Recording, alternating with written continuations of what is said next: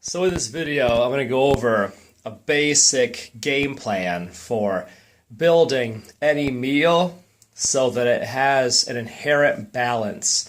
A good balance so you get the optimal outcome from a given meal. Because what I think we all know and appreciate is that when we consume food, the food that we eat provides a hormonal response to that food.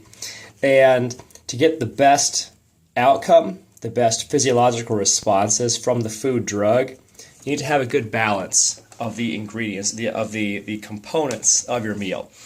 And the three major macronutrients in all of our food are protein, carbohydrate, and fat.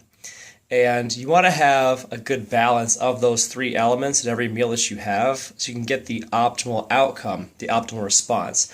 Feel as good as possible, be as energized as possible from those foods. So here's your basic algorithm for building a meal. It's really simple, but simplicity is actionable. Simplicity can be even more powerful than complexity. So I have here my lunch. I've actually already started on this a little bit, but I've got some steak medallions, cut green beans, and mashed potatoes made in a paleo fashion. When you're building a meal, you want to choose a protein, a carbohydrate, and a fat that you enjoy. One of each of those, because you want to have each of those three elements in every meal. When you're adding in your protein portioning, a good starting point is to have that protein be about the size of your palm. So that's what I've done with my steak medallions here. It's about roughly the size of my palm if it was spread out on a plate. Then you place that protein portion on the plate, and the other part of the plate you basically fill with vegetables. And that's what I have done here with my cut green beans, which I've flavored with hot sauce, pure cayenne pepper, and vinegar ingredients, no added sugar or any other unnecessary bad stuff in there.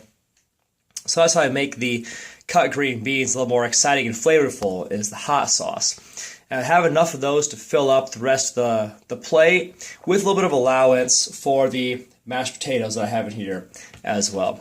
The potatoes were made with brown russet potatoes, coconut milk, and organic ghee sourced from Josh Wadle, one of the morning athletes and a master chef, executive chef who makes ghee for our crews here and makes it at a really great price. It's like a 24-ounce jar for, I think, $8, $10, something like that. Stuff is amazing, and it's a great butter replacement or butter substitute.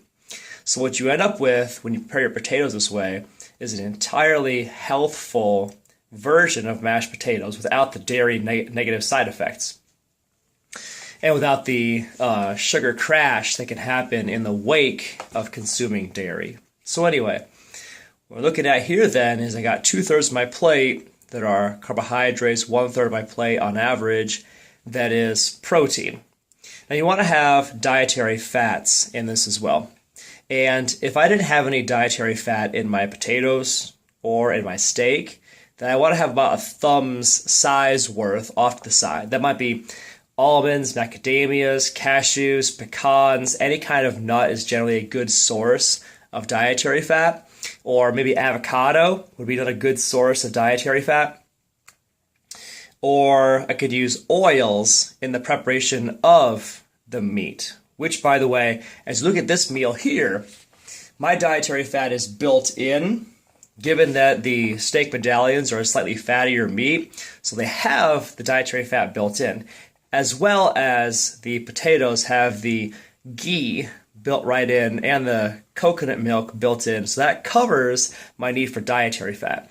So what I have here in this meal is proteins, fats, carbohydrates balanced, and so after I finish this meal, my energy level is going to stay high. They won't come down. And if you ever struggled with the post-lunch lull, like your energy levels crash after lunch, you may want to consider revisiting how you balance your lunch meals so that you have the optimal outcome. Because having your energy levels come down and come down hard after lunch is not the way that food is supposed to be. It is not how you're supposed to feel after you're done with food. So keep that in mind. Some simple tools, some simple algorithms here for how you can optimize your food outcomes through nutritional balance. This has been Doc Skelly here, giving you guys some good tips for the weekend.